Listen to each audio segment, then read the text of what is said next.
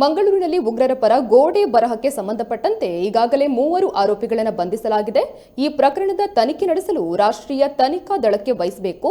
ಅಲ್ಲದೆ ಮಂಗಳೂರಿನಲ್ಲಿ ಶಾಶ್ವತವಾಗಿ ರಾಷ್ಟ್ರೀಯ ತನಿಖಾ ಕಚೇರಿಯನ್ನ ಸ್ಥಾಪಿಸಬೇಕು ಎಂದು ಕೇಂದ್ರ ಸರ್ಕಾರಕ್ಕೆ ಶಿಫಾರಸು ಮಾಡುವಂತೆ ವಿಶ್ವ ಹಿಂದೂ ಪರಿಷತ್ ಮಂಗಳೂರು ವತಿಯಿಂದ ದಕ್ಷಿಣ ಕನ್ನಡ ಜಿಲ್ಲಾಧಿಕಾರಿ ಮೂಲಕ ಗೃಹ ಸಚಿವರಾದ ಬಸವರಾಜ ಬೊಮ್ಮಾಯಿ ಅವರಿಗೆ ಮನವಿಯನ್ನ ಮಾಡಲಾಯಿತು. ಭಯೋತ್ಪಾದನಾ ಚಟುವಟಿಕೆಗಳು ಕರಾವಳಿಯಲ್ಲಿ ನೆಲೆಕಾಣಲು ಪ್ರಯತ್ನಿಸ್ತಾ ಇರೋದು ಆತಂಕಕಾರಿ ವಿಚಾರವಾಗಿದೆ. ಈ ಪ್ರಕರಣವನ್ನು ಗಂಭೀರವಾಗಿ ಪರಿಗಣಿಸುವಂತೆ ಆಗ್ರಹಿಸಲಾಯಿತು.